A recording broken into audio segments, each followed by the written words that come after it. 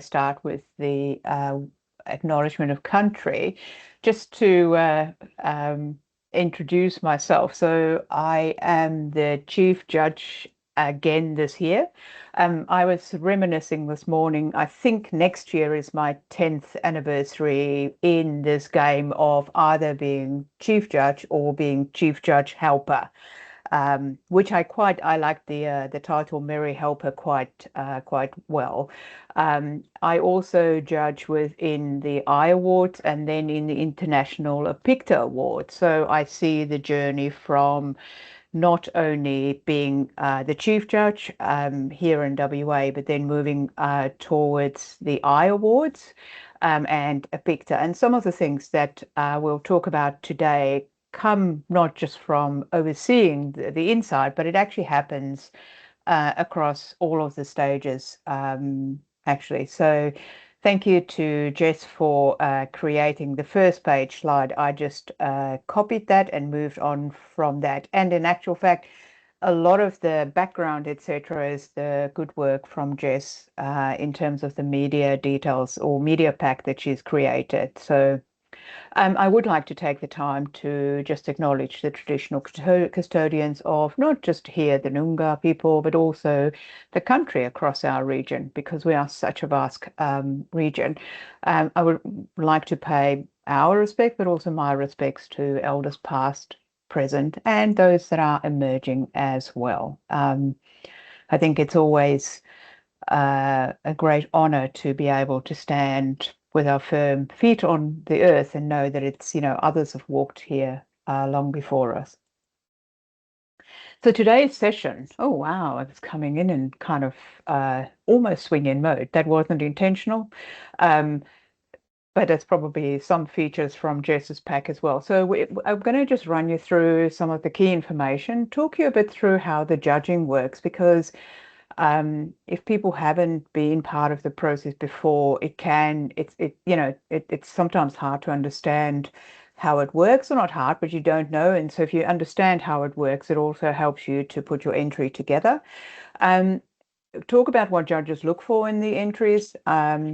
Go through, how we actually go about demonstrating innovation and impact. A couple of practical tips, and as I said, a lot of that isn't just related to the INCITE Awards, but it's almost like you see a trend through all of the areas. And then there is an opportunity for questions and answers if you have any questions. And if you, I actually forgot to put my Chief Judge email address in, but if you have any questions, feel free to reach out. And Jess always knows how to get me. So the key information, and that's quite important, is entries close on the 7th of April. Then we have what we call round one judging, which is an online judging process. So that's normally April, early May. We go through the process. So we go through the process and then we notify the finalists. We always aim for early May. And then there's a second round. So if you become a finalist, then there is a second round of presentations, and that's virtual face-to-face sessions. And those are planned for around the 8th to the 19th of June. And then really importantly, we have this amazing gala dinner on the 17th of July at the Western. And there is in the slide pack a little QR code as well. But importantly, in terms of the entry process, the awards platform, the WA INCITE Awards platform.com is where you enter, but there's also information about all of the categories on the website, and I included these links in here. So just around the process this year, we refreshed the categories. Because INCITE Awards has got the pathway into the I Awards, which is the national. So if you become a winner and a merit here, you go into the I Awards as a finalist. If you become a winner and a merit there, you go into the Picta, or you can go to a Picta. Now, I just want to show you that I actually put WA Tech Company of the Year, the Achiever of the Year, and the Entrepreneur of the Year. They are what we call our honorary awards. They don't have that pathway, but all of these other categories have the pathway. And we did quite a big refresh this year around looking at our categories, looking at how well they map against the I-Awards and a Picta. And it's not always just about the I-Awards and a Picta, but it's actually also making sure that we give people the best chance to showcase their innovation. And WA does really, really well, both across the I-Awards and to a Picta. So really around some of the new categories. So digital, we've had digital government in before. We've had social impact and environment. We've combined those. The artificial intelligence category is a whole new category. That is not for someone like me who plays around with AI to help me sound smart, but it is actually those who are smart enough to design their own AI models. And one of the criteria in that category is really the for good component. We want to actually use AI for good. There's so many other things that go on in the world that we focused on that as well. And that is a new category in the I-Awards as well. The Student Tech Solution is not just focused on university students, but it is students across the whole tertiary space, including TAFEs, including any other learning type platforms that we can work with. It's got to have a tech component to it, but it is really, we do encourage all of the students to have a look. Technology in business looks at how we use technology in business to make business better.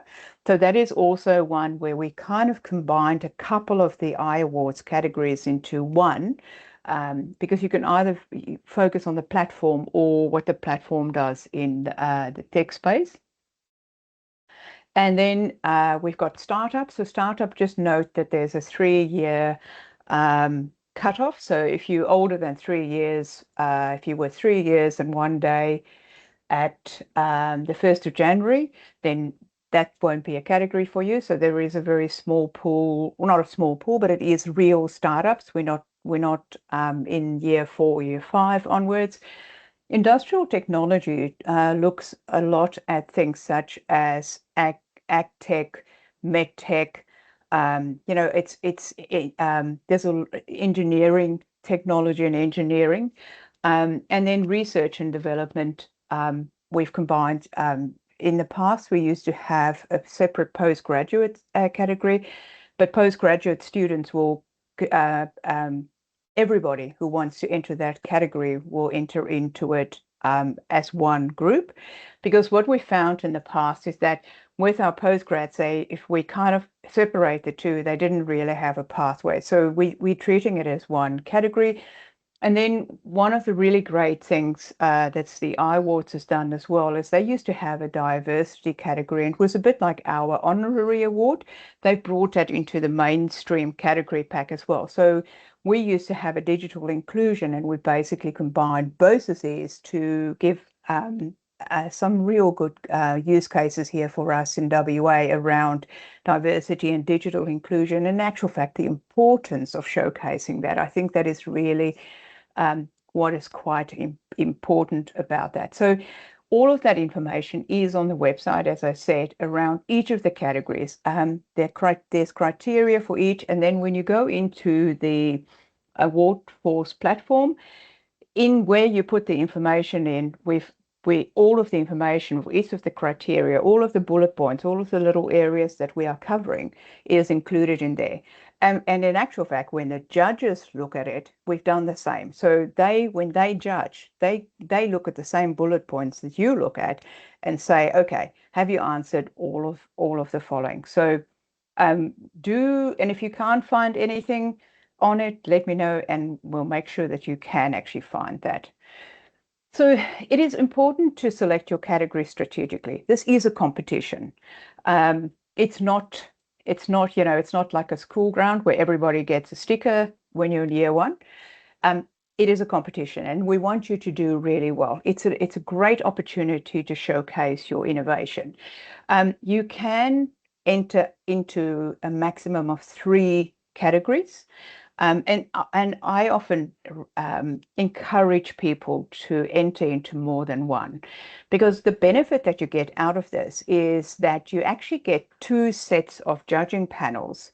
And the people that do the judging are peers, industry leaders, they tech gurus, so they actually bring a lot of information. And I find people say, can we get feedback? And I say, well, the feedback that you get, the best feedback you get on your entry is when you become a finalist and you do your virtual presentation, the questions that those judges ask you in the session, because those are the things that people couldn't find in your presentation or they couldn't clearly understand. So the only thing that I would want to say is that even although in Award Force you have the opportunity to copy an entry over, don't just leave it like that, because every category is different and there are nuances as to what that category requires, and why your innovation and your solution actually will apply for it. So that's what I'm saying. It's copy paste. It's not copy and paste. It's copy and adapt. So how the judging works. What is quite important, because sometimes there's a bit of hesitation for people to kind of want to talk about, what they do and how it's innovative and why it's novel.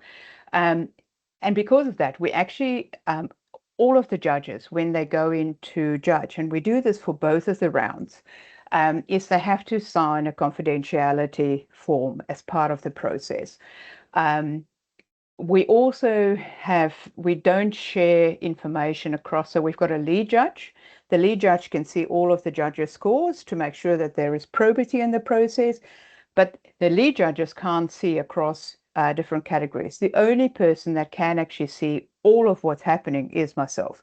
And the reason why that happens is because we have a real focus on oversight and on probity and fairness and consistency across the judging process.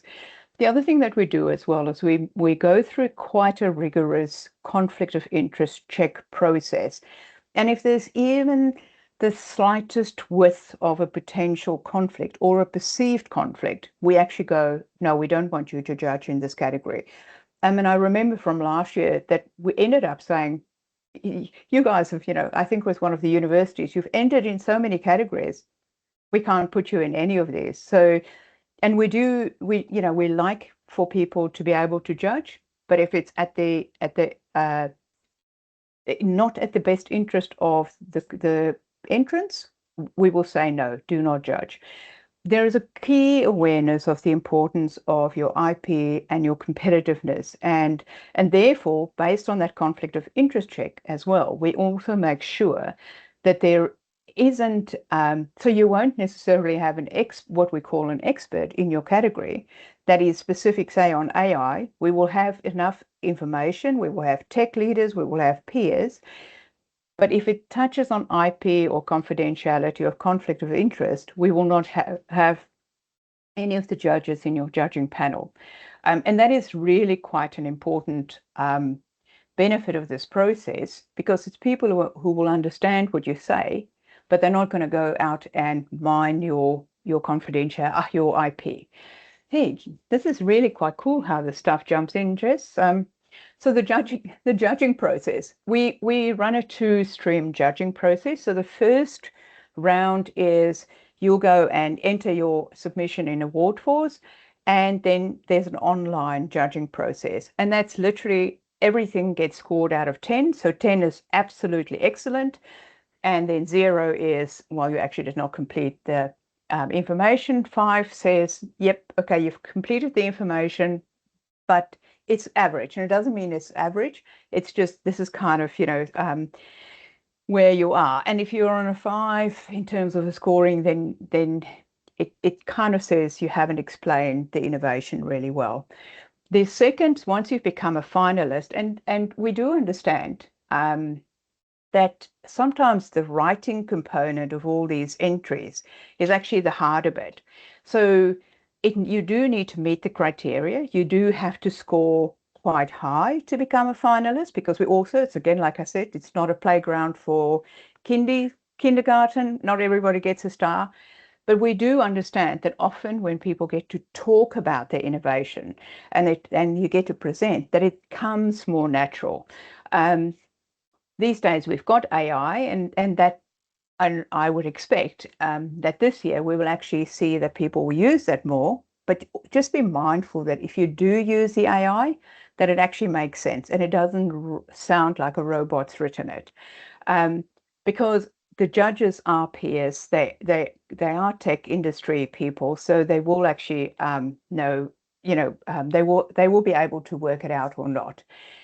The other component that I wanted to highlight, because I've seen this here at the INCITE Awards, but I see it at the I Awards, I see it at the APICTA, is someone wins and then there's a merit, and then they go, "Oh, I'm just a merit." And I go, "No, you are a merit. Do you understand how tough this competition is?" So to be considered for a merit, you have to be within 5% of the winner. 5% is actually quite a broad bucket, relatively speaking. And we often find that there is a very narrow margin between the winner and the merit. Or and we actually can award up to 2 merits.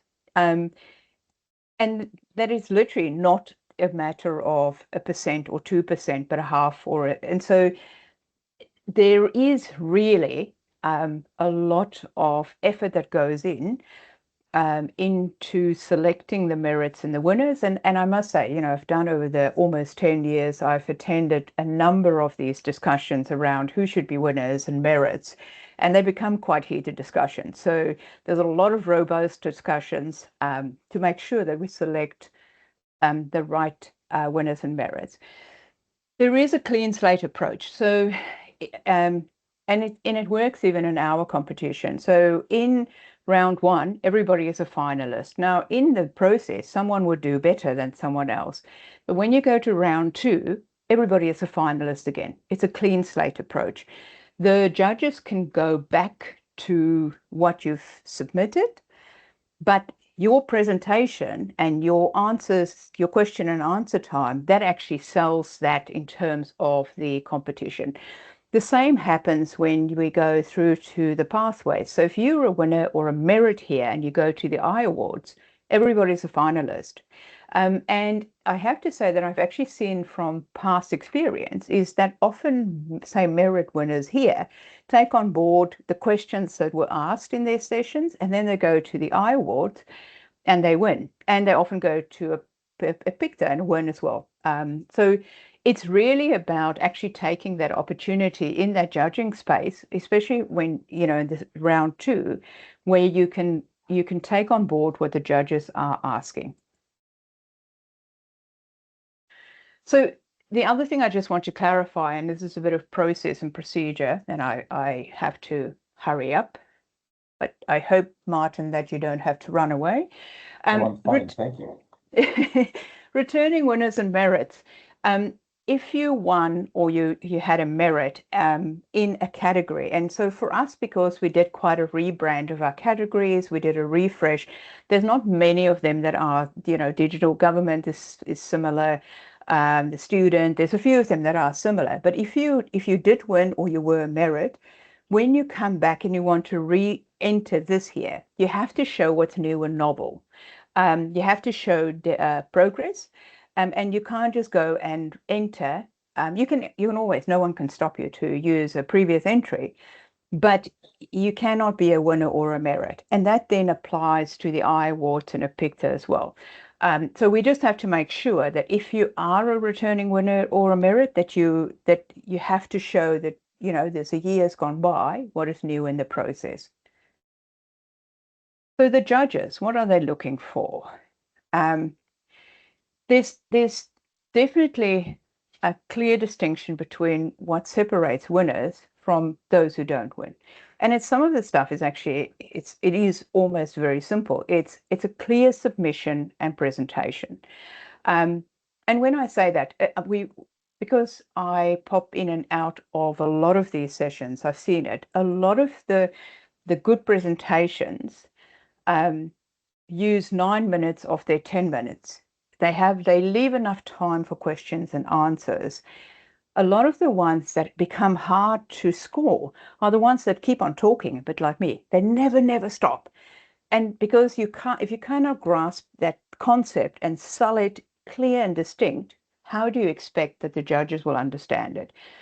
All of the criteria information is provided. And you'll hear me say this a few times, but because sometimes, after when we go to the dinner, someone comes and says, "Oh, what did I do good? What did I do well?" And you say, "Well, we don't give individual feedback." But remember, this is a tech competition. So even in the sessions where people are asked about their tech, they don't actually give any information about their tech stack. So you can't compete in a tech comp if you don't have tech, or if your tech is not clear. You may have the tech. The other thing that doesn't happen is that people put in a submission, but they actually forget about the fact that, if we look at what the category is and what it wants, is coming and saying, why does it matter? Why does it align? And substance and evidence is another one, which is really important. If you can make it clear in a judge's head as to what is the real issue, things like, for instance, I remember the marble bar presentation. It's a school with 30 children, but their numbers and their engagement were really bad. Now imagine in a world where tech and innovation talks about scale. They talk about, impact on people. Love to go think about the AI models. They just grow bigger and bigger. Marble Bar went up to a picture and won. This school with 30 kids in the middle of literally nowhere. And that comes in because they could actually provide evidence and substance as to what was innovative in their approach. Why did it make a difference? How did it make an impact? And again, I think one of the things that people often forget is we live in our head as far as our innovation is concerned. And it's a bit like, I would say, in my own head, I don't know how sometimes what goes on there. We can't expect judges to read your mind. So if you can show your innovation clearly and your excellence, and remember that it's a competition, they can't infer things. It's up to you to show it to them. It's a bit like running a race. You can't expect someone else to run the race on your behalf and win it. So those are simple things. If you can get the basics right, it makes a big difference. Where entries do lose ground, and a bit of it's the reverse of what I said, is if it's incomplete, if it's not clearly defined. And I almost did not put waffle in, but I have to say waffle. If it just keeps on talking without sense, or not explaining properly, or if it's difficult to follow, the judges can't score it effectively, or they can score it. But remember that you're actually competing against something that is then clear, that can clearly explain why it's innovative, why it makes a difference. Again, like I said, it is actually quite amazing. And it's not just here at the INCITE Awards, it's that people know it's a digital tech innovation competition, but they don't give information on their tech stack. That is important. Sometimes, and we see this quite a bit with the more so in the written submissions, is that it gets passed off to someone who's in business development, or so it's a sales pitch. This is not a sales pitch. We're not going to buy your tech and your innovation. We're not supposed to do that, because then the conflict of interest comes in. But it kind of is really, there's a difference in explaining your innovation as opposed to selling the end product to someone. And then the last point I added in, often in the presentation, once your presentation is done, the judges, because they score against the criteria, they'll go and say, I'm actually missing this. No, they're not going to say to you, I'm missing this, but they're going to say, can you explain a bit more about this? And then if you fail to explain that, and that happens, it actually happens that people don't explain properly. They don't answer the question, or they don't answer it clearly, because then they go back to the waffle again. That actually makes it really hard to judge. So how do we go from innovation? So it's important to explain your innovation. What the problem is, what you've built, how does it work, what makes it novel. Don't assume that the judges know or that they should know. You have to show them. This is your role in this competition. It's not the judge's role. The judge's role is there to judge. Open the bonnet. This is really around. And it's a bit like open the bonnet. I can open my car's bonnet and I can see, I assume I've got a carburetor. I don't know. I'm not building a carburetor. I'm not building a car, but I can open the bonnet and I can understand that there is an engine. If you don't actually can explain to people how your solution and your tech stack and how it solves the problem fit together, then it makes it really hard for people to understand it.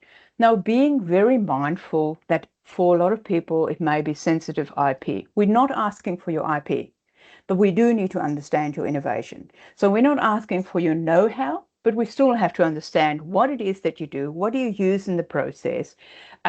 For instance, if you've designed the tech stack yourself, you'll go and say, look, I've designed this tech stack, I've used these and these and these type components. But you're not going to say I'm using, 3 eggs and 5 spoons of sugar. You will actually explain that. It is probably one of the biggest issues that we see in terms of the process.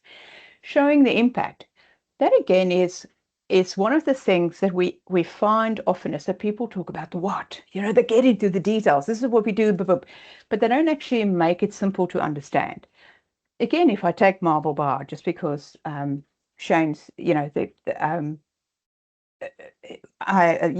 been on the journey with them.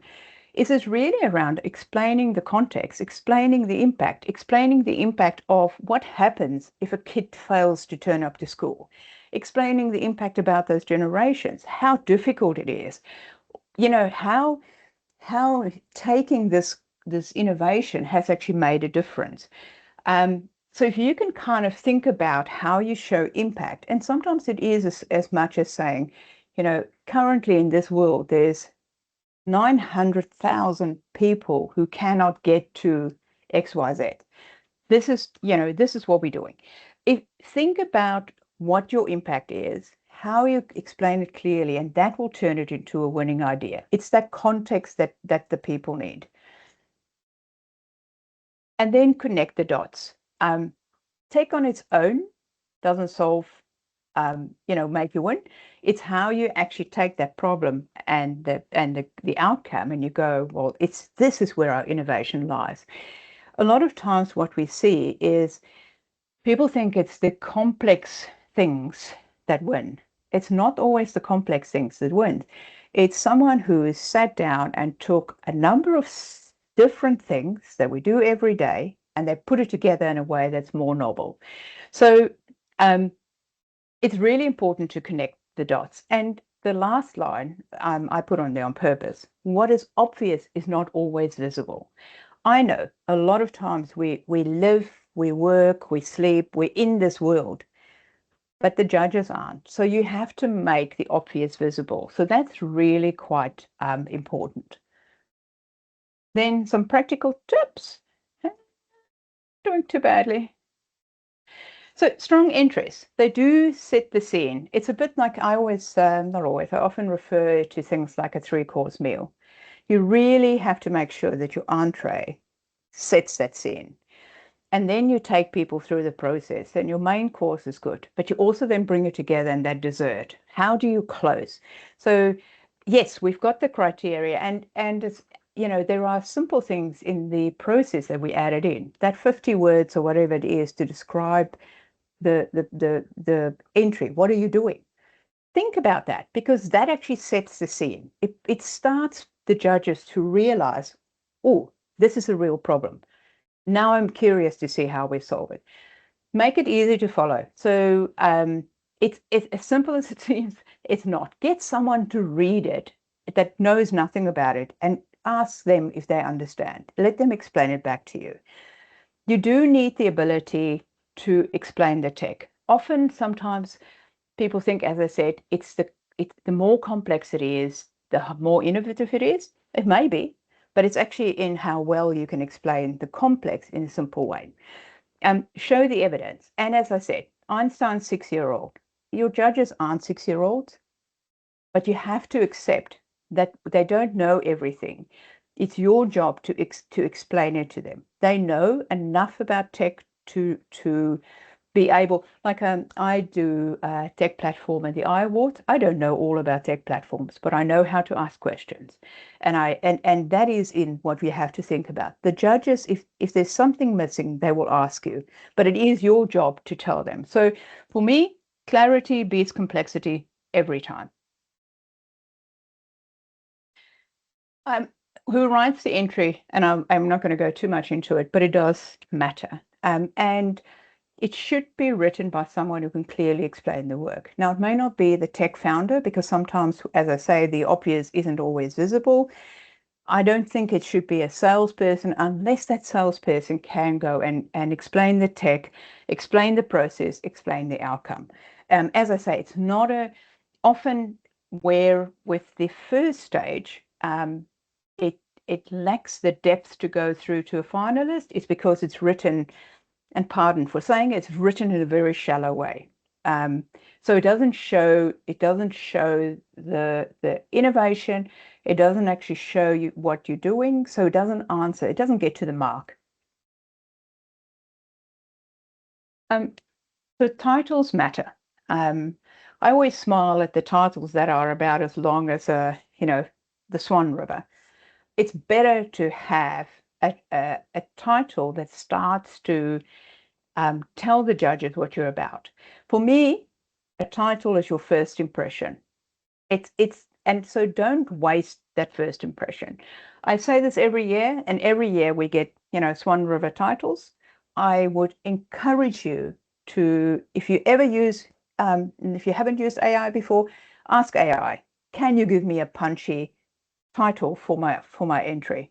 Because that's the thing that's got to be written out or called out on the night. It's what people will remember you by.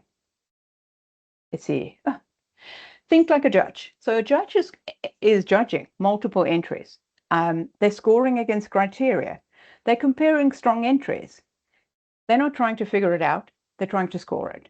So if you make it easy to understand, you make it easy to score. It's as simple as that. It comes down to answering the criteria, explaining the technology, showing that real impact and innovation.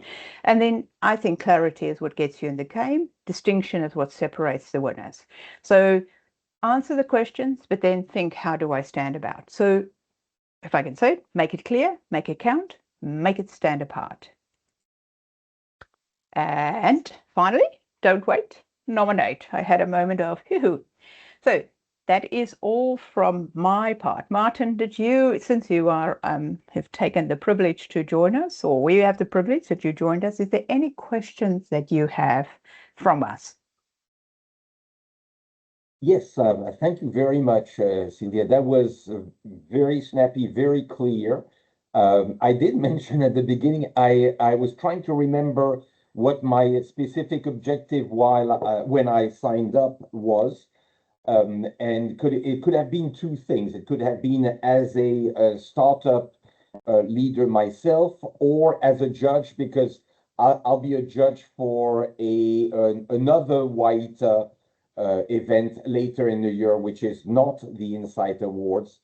After thinking a little bit about it, I'm still not completely sure which was the main reason, but I do have questions in case I would apply for this or nominate, as you say. First of all, by pure curiosity, how many judges have you got, and how many competitors have you got on a typical year, just out of curiosity? It depends year on year. And sometimes in some categories, we will have a bumper crop, and in others, you actually have to go and find them. From memory, last year was election year, so we struggled, to have a big number of entrants in the government category because, they're going to caretaker mode, etc. But what is important is also the quality of the entrant. So we do, and that's why we have the ambassadors. So we want to make sure that we build the awareness around the fact that this is the tech innovation competition. It's been running for 35 years. So it's a very it's a very moving target. Some years, there's a lot of, for instance, if I take one, with the AI category that we've got, we are mindful that that is people who create the AI models, not just use an AI model. So there may not be 17 entrants in that category, but we will look at the entrants and make sure that they are of the quality. And because we have, so I say you should open the bonnet. I don't always open the bonnet that much, but we have a benchmark. So I won't tell you what the benchmark is, but we have a benchmark. So when I look at all of the, even from the round one, from the finalist perspective, there is a cutoff mark where we go, okay, finalist or no finalist, and that's it's a high mark.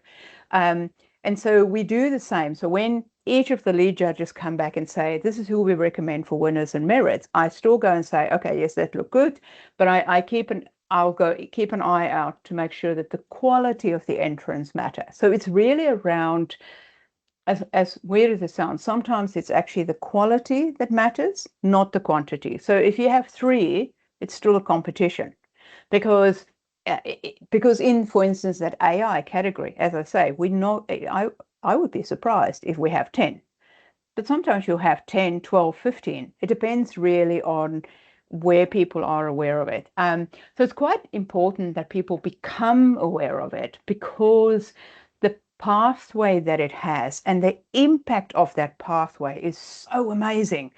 We've seen that, and that's been like this for, so iAwards, we are 35, iAwards is 34. So this is a very, very long-standing partnership. And I don't know exactly how old the Apicta is, but Apicta's been around for quite some time as well, is we've actually seen that the impact of someone going from WA to the iAwards, and they don't always have to win, but is that actually already creates another level of exposure. And when they win, it opens up the market. If they win at a Pictor, with the piggy people, Steve, when the stuff that they've done by going to a Pictor, by winning, the Steve's done a lot of the hard work. So we won't take all of the glory, but having had that pathway is actually what matters. So the more we can make people aware of it, and the benefit of entering, because you're not competing for money. You're basically competing for exposure. You're competing for benchmarking. You're competing for testing. And then being able to do that on a national scale, being able to do that on a global scale makes a massive difference. Now, it doesn't necessarily give you an answer as to how many entries, because Yes. it varies, but it gives you the landscape. That's a fair answer, and a nice to hear too that there might be no competition in a particular category in a year because that's how the applicants turned out. And I am fully with you also that the mere fact of nominating is already worthwhile. Absolutely. Turning to my circumstances, I think I mentioned briefly in the beginning before we started recording that I'm in deep tech. You did touch on IP. It is a fine line about telling about what we're doing and disclosing something that suddenly might be considered prior art, as the saying goes. So I see this. You didn't mention open the bonnet. You did say you can tell about things without giving the full details. There are things, there are ideas that are so simple that once you've told it or even hinted at it, people cannot unhear it. And bang, you've got prior art. So that makes it a little difficult for some specific circumstances, which I may just be in. And so what we do make sure is if there is any close and as I said, it's not even an actual potential conflict of interest. We go perceived or potential. And I know that here in WA, because I've run and assisted with most of them for quite a long time, is that there is a very, very strict policy on that. If there's any doubt, a judge will not be in that category. I'm currently calling for judges, as you may be aware, and someone came back to me this morning and said, "Oh, I would like to be in People and Planet," whatever it was, and I said, "Well, I may remember that you wanted to be in there, but it will depend on the conflict of interest."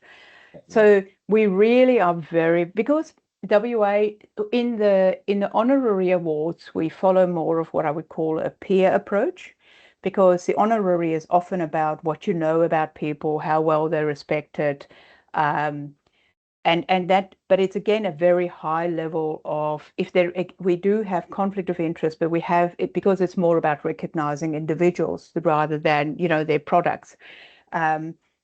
But in all of these ones, if there is the slightest amount of doubt, I always err on the side of caution, because WA is a big place, but it's a very small place. And it is hard. It's a hard landscape to work in from an IT perspective. So we don't want to make it more complex for you than it needs to be. But I do think, and I see this from a different perspective when we talk about know-how. I often say to small businesses, because I've done some work for some of the state departments who work with small businesses, and I say, you don't actually understand that you've got intellectual property. You tell people about what you do and how you do it. You shouldn't do that. It's a bit like you have to understand what you sell. Are you selling the recipe to the biscuit, or are you selling the biscuit? And that's the same here. You have to say to someone, well, it is a biscuit. And yes, the components are XYZ. And if you've developed, say, some of your tech stack yourself, you will say, yes, we've developed this component is what we've developed. We have used languages like Python or whatever, and so in that is you will still explain to them, yes, this is, a choc chip biscuit, and that's got choc chips in it. But you're not going to say, look, we get our chocolate from Peruvia, and then, it gets melted and whatever. You don't go into that details. So yeah, we are very, very mindful of protecting people's IP. And I do think that one can explain your solution and your innovation without giving your IP away. And in actual fact, one of the things, because I oversee it, if I do pick up any potential issues, even in the judging, is I will actually make sure that is managed in that process as well. Thank you. To clarify what my concern is in my particular circumstances, it is not so much about disclosing the IP to someone who may take it and run with it, but it is disclosing it and thereby putting prior art out there. And then finding myself having a problem with the patent process. Yes. Okay. So that is an issue, but I suppose it's clear. Actually, it leads to one of my other questions, perhaps. So if I can just just to clarify that. So if you are in that process where you are applying for a patent, then I would consider then consider whether this is the time to do it, because there is technicalities around registering your IP and your patent specifically, and making sure that it is actually kept confidential until you can release it in a public manner. So yeah. Good point. Absolutely. Yes. I was just thinking also about your slides on impact. For companies that are still doing R&D, the impact is contingent on some outcomes that may not yet be available. And again, it's a chicken and egg thing. If we can't do the experiments, we don't know what the outcome is. And that you're going to have to judge also, I suppose. And it does make so if you're in a pilot stage, so we allow for pilot stage and we recognize pilot stage, even in all of it, not just research and development. But if you're in a pilot stage and you can talk about what is the impact or what is it that you're working to, the judges do understand. And I also do remind them that, look, it allows for pilot stage. So but so you may not get out. There's a reality, there's a reality if it's a competition that you may not win. But just by entering in itself, you actually get those questions from the peers and the tech leaders that can say, hey, this is where we are, this is how we sit, this is what we do. So I think that would still be quite a good option as such, is to actually look at it, because the feedback, especially in that round two, the feedback that people get from the judges, the questions that they ask is, and I see that in some of the other areas where I do judge as well, is when we go to the dinner, often people will come and say, so how did I go? And I said, I cannot remember what I asked you, because like especially in the I-Awards, my category is always a bumper category. So by the end of the day or 2 days, my brain, I am focusing on putting down my notes. You're constantly doing that. So I cannot remember what I asked you, even if you're the last one in the queue, because the focus is on the judging. The focus is not on kind of remembering those questions. It's remembering it enough to be able to go and say, look, this is why this is my winner.